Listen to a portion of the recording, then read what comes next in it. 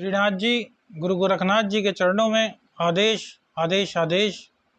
माँ भगवती आदिशक्ति भवानी माँ महाकाली के चरणों में आदेश आदेश आदेश। भैरव बाबा के चरणों में आदेश आदेश आदेश। भगवान दत्तात्रेय जी के चरणों में आदेश आदेश आदेश। नवनाथ 84 सिद्धों के चरणों में आदेश आदेश आदेश। देव पितरों से संबंधित श्रृंखला चल रही है, पितृपक्ष चल रहा है। पितृपक्ष में रोजाना ही आपको नई नई जानकारियां दी जा रही हैं। पितृ कैसे प्रसन्न हो, इसको आपको विस्तार में समझाया जा रहा है। आप सभी पर पितरों की कृपा बरसे, पितरों का आशीर्वाद आप सभी पर बना रहे, इसके लिए आपको पूर्ण विधि से अवगत कराया जा रहा है।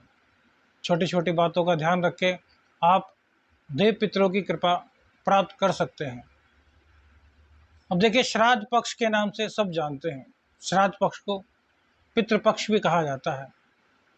आश्विन मास में यह 16 दिन का समय होता है, इसको पितृपक्ष कहा जाता है। एक बहुत प्रसिद्ध भजन भी है, नो नोरते देवी के 16 कनागत पितरों के, आई सांझी खोल द्वार पूजन आई तेरे द्वार। यह कनागत और नवरात्र दोनों की महिमा को बताता है। अब पितृपक्ष को कनागत भी कहा जाता है। आप में से बहुत सारे लोग जानते होंगे कनागत, लेकिन कभी इस चीज़ पर ध्यान दिया है कि कनागत क्या है, कनागत का अर्थ क्या है, पितृपक्ष को क्यों कनागत कहा गया है, इस पर थोड़ा ध्यान देने की आवश्यकता है। इसके लिए आपको थोड़ा हिंदी का ज्ञान होना चाहिए। कन और आगत यह 2 शब्दों से मिला हुआ है, यानी कि कणों का आना। किसके कण आएंगे? आपके देव पितरों के कण, अर्थात उनका सूक्ष्म शरीर। और आगत मीन्स आना, अर्थात आपके देव पितरों के कणों का आपके घर में प्रवेश करना। इसी को कन आगत कहा जाता है। कन आगत, कनागत का भी वही मतलब है जो पितृपक्ष का है। और पितृपक्ष में श्राद्ध भी बहुत ज़रूरी है। जो हमारे प्रियजन हमें छोड़कर चले गए हैं, उनको याद करने का, उनके प्रति आभार व्यक्त करने का, उन्होंने हमें ज़िंदगी जीने का मौका दिया, तो उनके प्रति समर्पण भाव रखने का यह व्यक्त है।